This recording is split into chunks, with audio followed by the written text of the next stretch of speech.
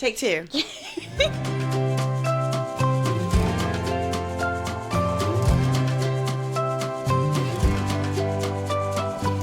Welcome to the While You Grow podcast with Dr. Courtney Addison and me, Addison Powell, where we will dive into all things pediatrics, occupational therapy, and other important topics around children and development. So, if you are a parent, occupational therapist, student, or just want to learn more about occupational therapy and pediatrics in general, then keep listening. For more information on the podcast and to follow us on social media, take a look in the show notes. Let's get started. Hi, everyone. Welcome back. Yes. To the While You Grow podcast with Courtney Addison and me, Addison Powell. Hey. Thanks for joining us today. I know it's just the two of us today. We're back together. We've had a couple of guests, amazing guests. Oh, yeah. Join us and kind of talk through some things. But we wanted to talk a little bit today about parents. Yeah. Everybody's got them. Yeah. Yes. Yes, everybody's got parents. Who would you say your favorite parent is? Out of my parents? Yeah. They watched this. Oh, gosh. Okay. They already watched the first one. So they watched the first one? They did. They watched it last night. My dad texted me this morning. He was like, really great. Loved it. Love you. He's a man of few words. That's where I get it. Powerful words. Okay, I guess we can't choose then, because I think my parents are going to watch this as well at some point. I don't even know if they know how to go on this. They're just so different, my parents. My mom and dad. Oh, yeah. Yeah, my mom is very, like, type A. She stresses me out. Yes. With love. With love. So much love. And we're very, very different. The only thing I think I really got from her is kind of like the neat freak cleanliness, because she cleans houses. And since I was like 12, I was going with her. And I picked up on those things. But in terms of like my personality, it's all my dad. And even I look like my dad. Really? Yeah. Fascinating. I would say that I definitely more like my dad. My mom and I are very different, but we're also very close. Mm-hmm. So it's interesting. And their parenting style is very interesting, too. Really? Yes. They were very laid back. Very laid back parents. I don't feel like mine were. No? No. They were very involved. My parents literally, and that's what I'm blessed, is my parents showed up to everything. Everything I ever did, like all sports, everything. Makes a difference. It does. That are involved. Yeah, because like my fiance, he didn't have that. Yeah. And I don't know. He's different. It is. So today we're talking about parents. Yes. And just kind of going back to that notion of how important parents are in pediatric therapy. We love our parents. Oh, yeah. You can't do it without them. Right. And caregivers and all those things. And the great thing about nowadays is parents come in all shapes and sizes. Oh, yeah, definitely. Right? It's not just like your stereotypical or like traditional mom and dad. Like, that's not how it is, which is not a bad thing at all. Right. I think one of the best questions, and for those students that are out there and other OT practitioners, with Mason and MJ, I have loved this process of learning about medically. But one of my favorite questions is, when we go into a medical appointment, is if my husband's with me or other people are with me, they always ask it in a very considerate way. Mm-hmm. They say, who do you have with you today? Yeah. And, instead of just assuming things. And I think that's a big step in our society, especially living in the South, especially living in rural communities, that they just consider that not everyone has that picture perfect mom and dad. You know? And yes, good for those, but also like it comes in different sizes. Yeah, sometimes grandparents are the main ones that are involved in like helping raise the children. So, and grandparents are a big part of therapy. You know, for those parents that are working or those parents that have different things going on at different hours, it's the grandparents or the sisters or the brothers or good friends, I have a lot of good friends that are like parents to my kids, so sister-in-laws, aunts, all those things. So today we're talking about parents and how to establish good relationships with them. On my way to work today, I just had this really clear moment of having an understanding of what it is like to be a parent in therapy sessions. And So before I became a parent, I was a CODA and an OT for many years, and I can just I just remember being so frustrated with some parents that wouldn't buy in. Mm-hmm. Have you had any of that experiences on your...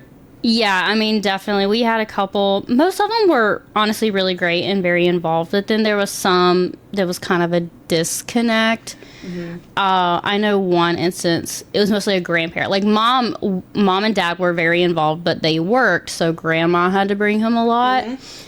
And there was a little bit of a disconnect with grandma in terms of, like, why he was here and what he was working on. And it was more like, she was looking at more of looking for more structure.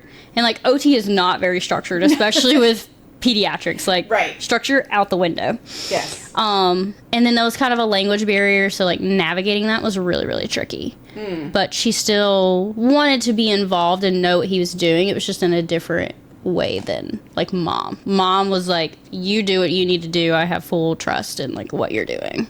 Very interesting. So anyways, in this process, we've talked about Mason before in his therapies, and just how hard is it as a parent to do a home exercise program? I never really understood that until I had my own kid. Mm-hmm. And I caught myself, his OT that goes and sees him at the daycare. She was like, hey, how'd the home exercise program go this week? And I was like, oh, like biting my And tongue. it makes you look probably really bad since you are an OT. Right. I'm like, we're going to work on that next week. And it was like one of those moments, those full circle moments that life was so crazy last week for us. We were so busy that it kind of just went by the wayside. And not understanding that full picture of being a parent, I remember being a little judgmental. Yeah. Why can't you just do this? And having those thoughts. And I'm not a parent. And I felt myself get like that as well. Right. But then I'm having to, like, take a step back and, like, okay, you don't have children. You don't understand what it is like. And then, you're saying how busy and how life can get in the way, and you have a 2-parent home. You have a pretty good family support system because a lot of your family is very close. Yes. And you're still struggling. I can only imagine for, like, the single mom, single dad, older grandparent. I can't imagine. There's no way. Without my husband, there's days I'm like, there's no way this would be so hard. And I know people do it every single day. Mm-hmm. And I think just as an OT practitioner, and for any students out there, any parents or other therapists that work with kids, just having that mindset of meet that parent where they're at. Yeah. Because you just never know. Because that's what we're supposed to do with the kids, too, is, like, meet them where they're at. And I think we need to be better about doing that with the parents, because you don't know what's going on outside of that therapy session. No. And just kind of bringing you a little bit into that rural community, too. It's just a lot of these parents work all day. Some have 2 jobs, if not 3 jobs. Oh. A lot of them are just doing their best to make ends meet. Yeah. And make sure that they have food on the table, have a house over their head. And a lot of parents, it's the last thing on their mind to work on these programs. So really talking about meeting those parents where they're at. And we've had a lot of good conversations about this in our building and with other therapists about how do we do that. So Addison and I came up with 6 steps. So we're going to kind of go through these steps today.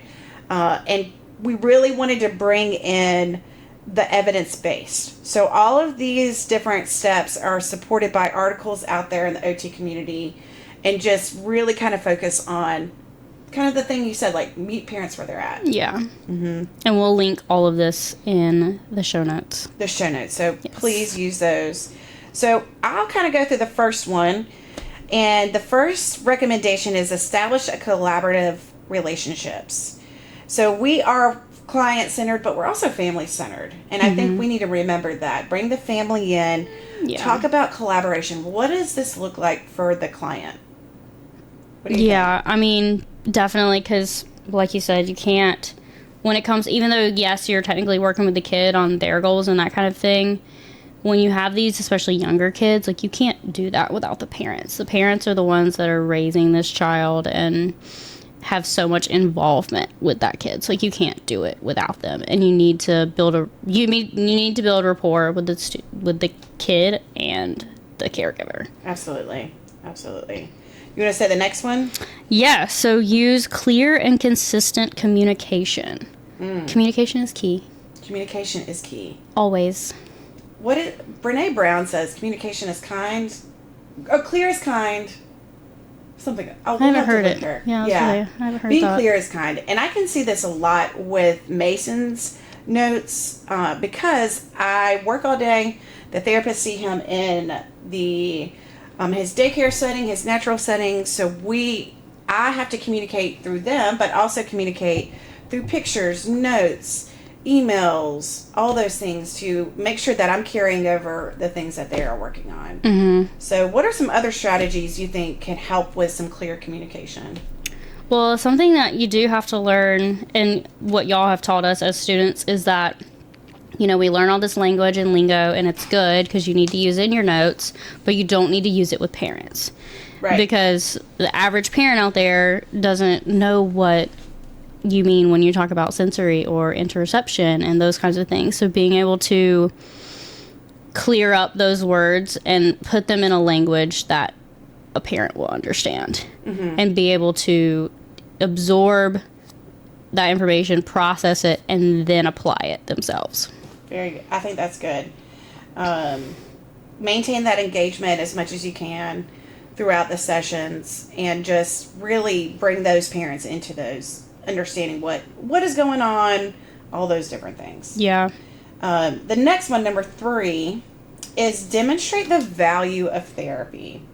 So this is really where documentation goes into. Talking about before and after, talking about different case studies, bringing in just some of those research-based effectiveness and explaining it to the parents of why are we doing this? Why do you seem so silly when you're doing this? Why are you on the floor why are you putting him in that position? So many different things. Yeah, and that's kind of what we're trying to do with this as well. It's like, you know, we're having this evidence-based research to back up what we're saying and putting out on this podcast, but then I'm also trying to take out some of like the grunt work that goes in with research, because when you pull up a research article and you try to read that, I struggle. Right. Like, I feel like I have to read it about 5 times before I actually understand what it's telling me.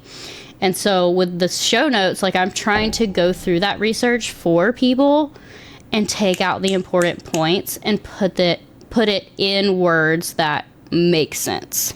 Yes. I think one example where this came up, we were working with a kid who we were implementing mirror therapy. And for anybody out there, mirror therapy is typically used for victims of stroke, other different things, but it's weird. Like, if you look at it, why is this working? So explaining the background of the neuroplastic kind of issues and how it communicates in the brain and all those things, that necessarily wasn't the best answer. So finding a way to, bring in some different articles, videos, all those things really helped that parent buy in at that point. So some of these different innovative things that we do in therapy with our kiddos, just really explaining why it's important. Yeah. And I even, before I started school and even before I started shadowing for OT, I really thought that parents were in every session. I did, because I was like, how are you doing this without the parent there? How are they going to see what you're doing, what you're working on, I get why parents usually aren't back there, because it can be distracting for a kid. And then for a lot of these, like the places that I had, they had one big gym and it's like 5 kids are in that one gym. So like, you add 5 parents, it's not feasible. Right. So then that's why it's also so important that after the session you are talking to the parent and letting them know what they do. But yeah, I used to think that parents were always in the sessions, because I was like, how else are you going to know what we're doing and working on, and how are you going to do it at home? Yes. And that was just me being naive and not really understanding. I mean, and it's different everywhere you go. And honestly, it's different by child. Some children work well when the parent's in the room. Some children do not.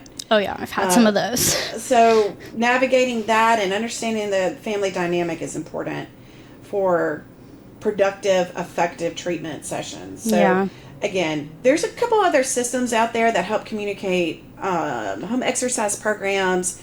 But honestly, I'm a big believer in just like, all right, let me send you this YouTube. This is kind of what it looks like, what we're working on. But also, if you're able, getting permission from the parents to video what you're doing. That's another strategy that I've used before. That's true. Especially if it's something very unique like mirror therapy, or if it's something unique that they need to be able to do at home. Getting permission, obviously, first from the parent to video, but having those communications is a good approach. Because when you're thinking about educating parents, you got to think about different learning styles, visual, auditory, kinesthetic. Everyone learns differently. Yeah. So. And that kind of goes right into our next one, which is encouraging parental involvement in therapy activities. Yes. We kind of just talked about that a little bit. Like being able to show them what you're working on and then what they can do in the home. Right. So that they are also hands-on with therapy, because 1 hour a week isn't going to change much. No. And that's typical session. Now, there are some intensive models out there that have children in there every day.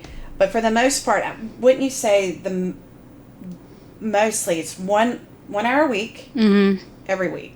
Yeah. I saw when I was shadowing like a lot of the kids, they came twice a week, I believe. But sometimes those kids, they were only there for 30 minutes. Right. So it's just different each kid. We encourage you guys to look up some different coaching models that are out there. You know, one thing that I find very, very effective is to teach and let them do it in front of me with a child to just give them feedback, but also just like give them a little grace of like, this could go either way. You know, this is just trial and error. We're just seeing how well you do with it. And, you know, most of the time the parents are all for it. Oh yeah.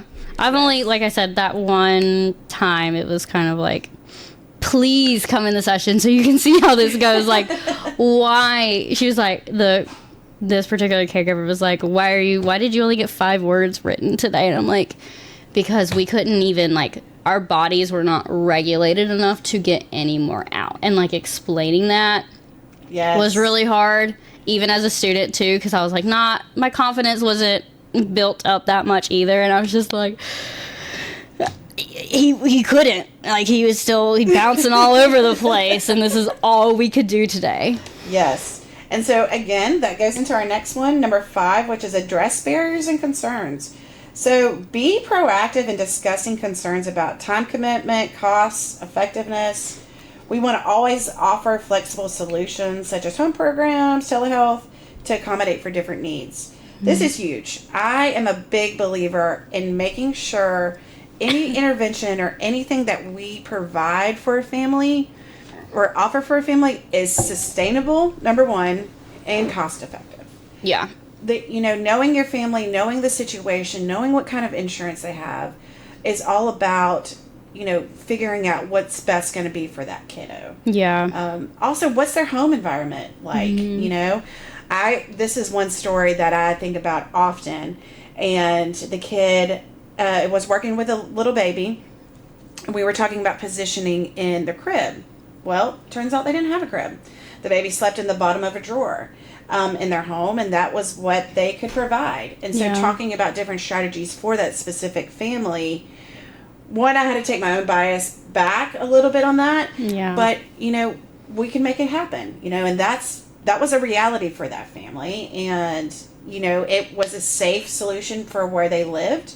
So thinking about those different things and talking with the family and having open communication, for one, the family to be comfortable telling me those things, but also to provide real active solutions, and we haven't really talked about this yet, and hopefully we get Jen Belay on our podcast, but I have served a lot in Africa, and their systems and their situations are much different than what we have here, and providing solutions is completely different. Yeah. So being creative is important. And that's OT in itself, right? Oh, yeah. What was the thing that y'all ended up making for one kid? It was like with a water bottle or something? We made a hand splint out of a water bottle. Which is insane. Yes, but the important part of that, too, is we educated the parent in the moment of, if this doesn't work out, this is how you do it. Yeah. You know, so the education part of that splint was all about the parent also. Yeah. So, Definitely. Really neat. Yeah. Really neat solution. Have you seen any cool solutions out that you're like, oh, that was really neat? None come to mind immediately. Okay. Another podcast later on, you'll bring it up. Maybe so. Another thing that we do with kiddos around here is the Go Baby Go program. So we adapt Power Wheels for those that need adapted Power Wheels. So anything can be adapted. Oh, yeah. I remember adapting a Nerf gun, and that was one of the coolest. Also, I did get shot with a lot of bullets, so he was very interactive, and I'm not sure the parents loved that, but the kid loved it. Oh, yeah. So, that's what matters. That is what matters. And then final one, celebrate progress and success. That's so huge with these kids because it's little, and the family. Little wins are big wins. Absolutely. Absolutely. It just also highlights that importance of the parents' participation and just how small things can mean big things in therapy. Yeah.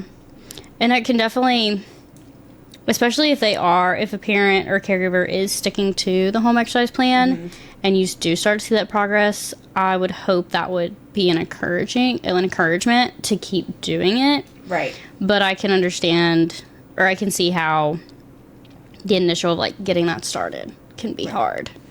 I think it's hard too, and I'm just speaking for myself, to try to leave judgment out, when you're working with parents in home programs.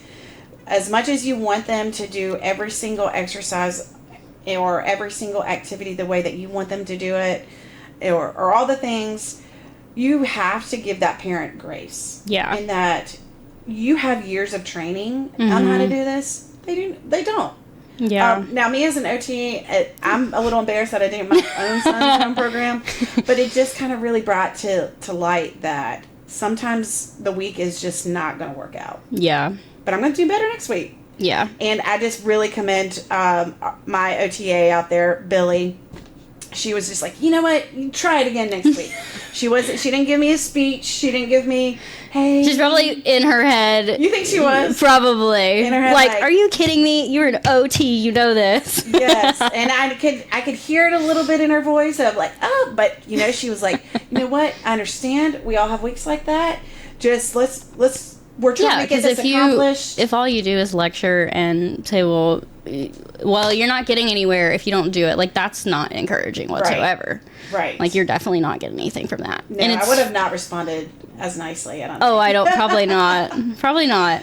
That's I even think about, I've definitely judged parents and caregivers for not doing things with their kids when they need it. And I look at it and I'm like, it's because I also care so much about that kid. Yes. It's not I'm just wanting to pass judgment. That's not it at all. It's also where I see the potential for this kid and I'm like, let's do this because it's going to help so much. Right. And that's kind of where my judgment comes, but that's still not an excuse to pass judgment. So I have to be more careful about that. Yes. I mean, and I think of another kiddo I'm working with currently.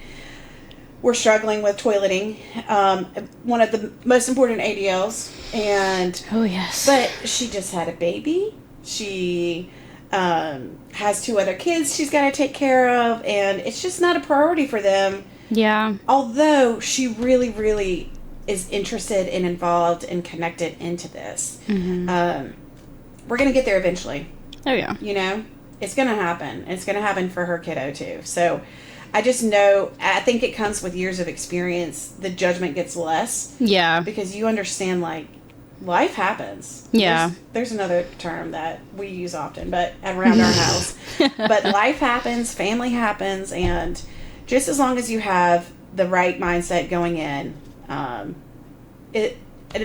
progress is not a straight line. It's not linear progress. No, it's not. There can be ups and downs and plateaus, and that's okay. That is okay. So thank you guys for listening in today. Hopefully you weren't too bored by just us, because we've had some pretty cool people on I know, with like high energy. Yes. But we think this is important. This is an important topic to understand, but we would love feedback for any parents out there, for any other OTs on advice that you'd be, or apps or tools out there that we could, link into our show notes or link into our Facebook, or not Facebook, Instagram, and include. So thank you guys for listening. Yeah, thank you for listening. All right. Thanks for listening to the While You Grow podcast. If you learned something on this episode, please like, share, and comment. Join us next time as we dive into all things pediatrics, occupational therapy, and other important topics around children and development.